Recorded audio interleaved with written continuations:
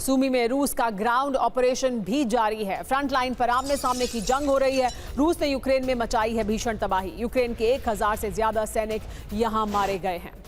तो ground operation भी कराया जा रहा है। सूमी में और ज्यादा इलाके को अपने कब्जे में लेता जा रहा है रूस, और इसकी वजह से एक बड़े ऑपरेशन को चला रहा है सूमी में। पुतिन का प्रण यूक्रेन खत्म क्या होगा, कहां कहां हमला हुआ है समझिए, और कितना भीषण हमला किया गया था। डोनेस्क में हमला किया गया है, इसके अलावा खार्किव में हमला किया गया है, ज़ेपोरिज़िया और खेरसॉन में हमला किया गया है। तो ये वो इलाके हैं जहां हमले किए गए हैं। 24 घंटे में 250 से ज्यादा हमले हुए हैं। हमला कैसे किया गया? भीषण बमबारी की गई, ड्रोन अटैक था और ग्राउंड ऑपरेशन भी इसमें शामिल था। और इसकी वजह से जो नुकसान हुआ है वो बड़ा नुकसान है। 1075 लोगों की मौत हो गई है। रूसी हमलों में कई घर तबाह हो गए हैं। बड़ी बात यह है कि यूक्रेन के 2 इलाकों पर रूस ने कब्जा किया है। रूस के कब्जे में यार्स्ने और जापसेली आ चुके हैं।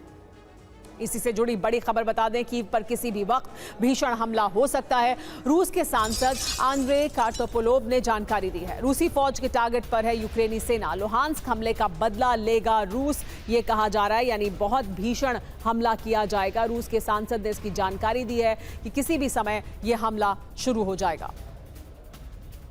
तो कीव विनाश का क्या काउंटडाउन शुरू हो चुका है?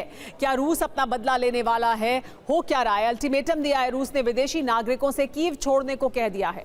दावा यह किया जा रहा है कि कीव पर बहुत बड़े हमले की तैयारी कर रहा है रूस। यूक्रेन के सीक्रेट सैन्य बंकरों पर बमबारी की तैयारी है।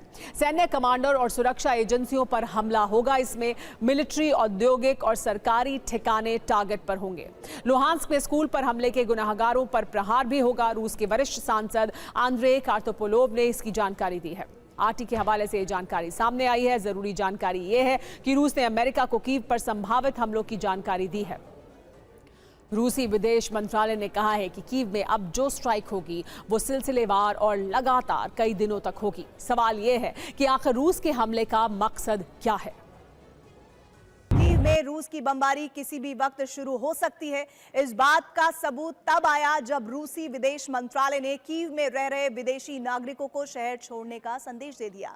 माना जा रहा है कि 48 घंटे के बाद कीव का दहन शुरू हो जाएगा। रूसी विदेश मंत्रालय ने बयान जारी कर कहा है कि कीव में रह रहे दूसरे देशों के लोग, दूसरे देशों के राजनयिक और अंतर्राष्ट्रीय संगठन के लोग जितना जल्दी हो सके कीव को छोड़ दें। रूसी विदेश मंत्रालय ने कहा है कि वो कीव में अब सिलसिलेवार कई दिनों तक लगातार हमले करेगी।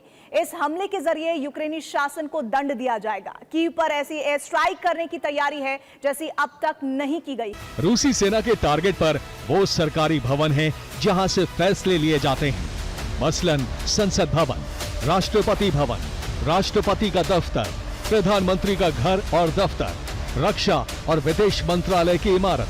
रूसी फौज का लक्ष्य यूक्रेन के डिफेंस इंडस्ट्री और कमांड पोस्ट को भी समाप्त करने का है।